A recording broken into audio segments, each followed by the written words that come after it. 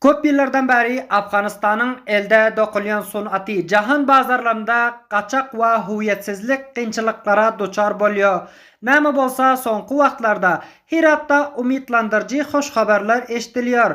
Bu walayetin sowda otak maýa goýumlarynyň elan etmeklerine göre şu ýylyň dowamında Afgan elde dokulan hallary daşar ýurtlara çykarylmagy %70 ýokarlandyrypdyr. Jogapkarlaryň aýtmaklaryna laýykda Afgan bozgullaryň Pakistandan gaýtyp gelmegi ýurtda haly sunatynyň täzeden dikelmegine sebäp bolupdyr. Öňler hallar Pakistanda dokulyp we ýurdun adyna daşara çykarylýardy. Häzir bolsa Afganistanyň ady we nyşany bilen jahan bazarlaryna ýol açdy. Heratyň sowda otagynyň ýuridiçi amiri Muhammed Yusuf Emin aýtýar. بعد از اینکه مهاجرین از پاکستان به سمت افغانستان دوباره عودت کردند. Hazır hallary ýurdun içinde dokulyp Afganistanyň ady bilen daşara çykarylýar. Bu bolsa biziň haly sunatymyza ullakan üstünlikdir.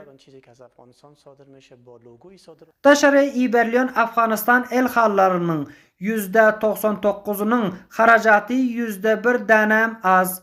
Ýöne entegen bu hallaryň gaçak ýoly bilen İran we Pakistana geçirilmegi dowam etýär. Bu bolsa içerki bazarda bahalaryň azalmagyna sebäp bolýar.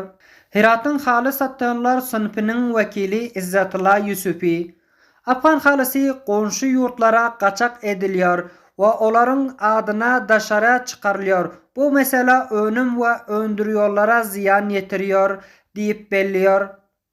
Herat hallary satýarlar gözekçi hökümetden gaçagyň öňüni almagy haýyş etýärler we resmi suratda daşara çykarylmagy isleýärler. Şöyle hem olar halkara sergileriň guralmagy bu milli sunatyny tanıtmak üçin behbetli hesap etýärler. Haly satan Nur Muhammed Fayzi Döwletden halyos daşar ýurtlara çykarmak da ýeňillikler döreden ýagdaýda bizler ulu büýsanç bilen Afgan halysyny jahana tanıdyp bilers diýär.